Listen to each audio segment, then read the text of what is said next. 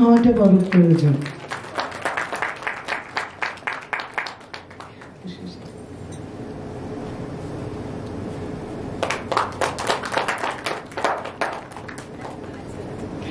ছুঁয়ে দিলেই মণিমুক্ত। আসলে গুরু বড় দরকার জীবনে। গুরুর যে পথ প্রদর্শন, যে পথে আমাদের হেঁটে যেতে আদেশ দেন, সে পথ সবসময় প্রিয় যে মেসোমশাই, তার সমস্ত শ্রদ্ধার্ঘ তার সুযোগ্য পুত্র তাকে পৌঁছে দেবেন। আমরা জানি নিশ্চিতভাবে মেসোমশাই আমাদের আশীর্বাদ পাঠাবেন জাহ্নবীর জন্য। পরম্পরা আর এই ঐতিহ্য আমাদের। তো আজকের এই সঙ্গীতময় সন্ধানে কি বলতে চাই? জাহ্নবী সংস্থাটা সদ্যই প্রকাশিত হয়েছে। এটা একটি সুস্থ সাংস্কৃতিক সংগঠন যেখানে গান, কবিতা, শ্রুতিনাটক এবং অন্যান্য সাংস্কৃতিক প্রেক্ষাপট গড়ে উঠবে। যার সেক্রেটারি অর্থাৎ সম্পাদক উষসী সেনগুপ্ত, বিশিষ্ট বাচিক শিল্পী এবং আমার অত্যন্ত কাছের মানুষ, আমার অত্যন্ত স্নেহের, এবং এই সংস্থার সঙ্গে ও আমাকে যুক্ত করেছে একজন সঙ্গীত শিল্পী হিসেবে। এটা আমার কাছে খুব আনন্দের। আমি চেষ্টা করব এই সংস্থা সুস্থ এবং সঠিক সৎভাবে মূল্যায়ন হোক এবং এগিয়ে চলুক। এখানে যেন কোনো রকম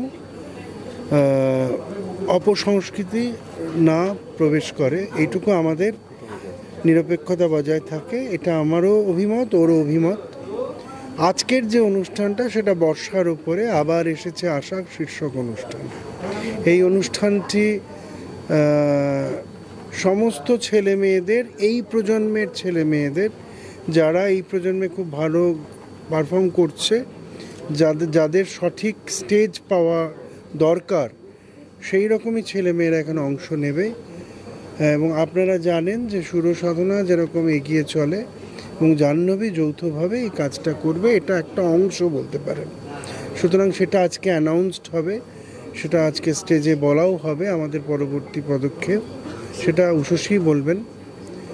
তো এগিয়ে চলে আমরা নতুনভাবে তাদেরকে সুপ্রতিষ্ঠিত করবার যে অঙ্গীকার নিয়েছি আমরা, সেটা সুপ্রতিষ্ঠিত হবে। আপনাদের সকলের শুভেচ্ছা রইল এবং এখানে আরও বিশিষ্ট ব্যক্তিত্বরা আসবেন, শিল্পীরা আসবেন এবং অনেক বিশিষ্ট মানুষজনেরা আছেন, তারা আপনাদের সহমত প্রকাশ করবেন। আশা করি অনুষ্ঠানের একটি অন্য মাত্রা প্রদান করবে। সকলের শুভেচ্ছা এবং সকলের ভালোবাসা রইল। সবাই আসুন এবং এই ধরনের অনুষ্ঠান উপভোগ করুন। নমস্কার। স্যার আমাদের যিনি প্রধান উপদেষ্টা কাজলদা বলেন, একটি সুস্থ সংস্কৃতি গড়ে তোলা, শুধু যে গান বাজনা কবিতা তা নয়, বা দুস্থ মানুষদের সেবা করা, এটা জাহ্নবীর একটা প্রধান লক্ষ্য। জাহ্নবীতে যেমন রয়েছেন আমার হাতে খড়ি আমার বাবার কাছে, তাই আমার বাবা রয়েছেন, আমার মা আছেন, যাকে না হলে আমাদের কখনোই কোনো কিছু হয় না। আমাদের স্যার আছেন শ্রদ্ধেয় কাজল সুর মহাশয়, দাদা আছেন, রত্না আছে এবং আমি হচ্ছি সেক্রেটারি। জাহ্নবীর আগামী দিনে কি পরিকল্পনা? এই যে সোশ্যাল ওয়ার্ক হিসেবে আপনারা শুধুমাত্র সঙ্গীত বা আবৃত্তি চর্চা? হ্যাঁ, আমার দুই বন্ধু আছে, তাদেরকে আমাদের স্মৃতিশ্রুতির তরফ থেকে মানে আমাদের স্যারের, কাজল স্যারের যে গ্রুপটা আছে, তারা বিভিন্নভাবে সাহায্য করে এবং একজন ভালো হয়ে গেছে, এখনও ট্রিটমেন্ট চলছে।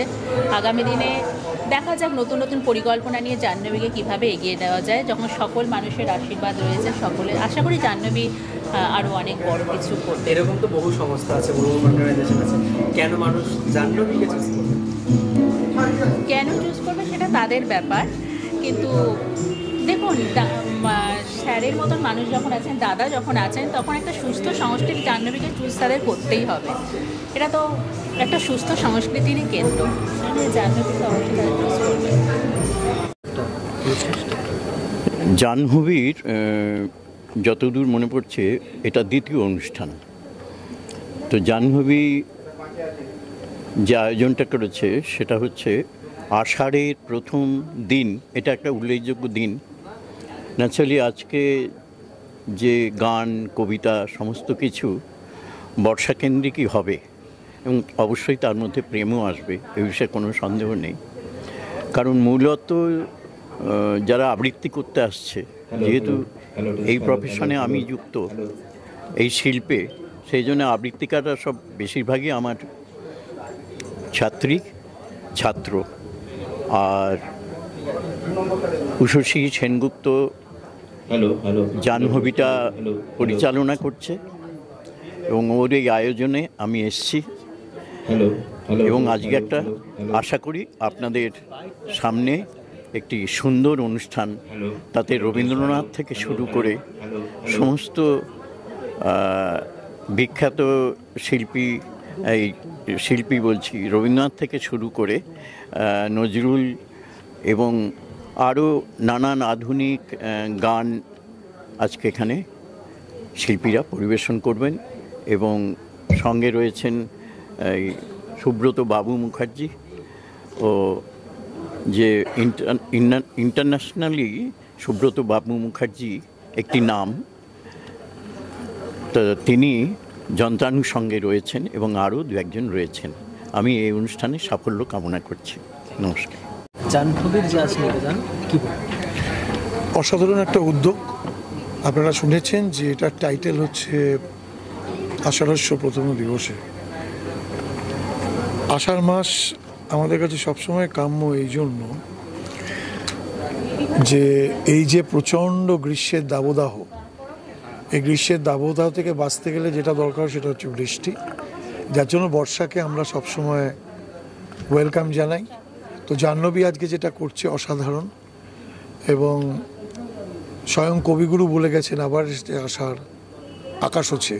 অদ্ভুতভাবে আজকে সকাল থেকেও কিন্তু আমাদের আবহাওয়াও কিন্তু বৃষ্টি হচ্ছে, অথচ কোনো লোকের আসতে অসুবিধা নেই, কোথাও জল জমছে না। একটা দারুণ মনোময় পরিবেশে আজকের অনুষ্ঠানটা হতে চলেছে মজাদি সদর অ্যানেক্সে। এখানে রয়েছেন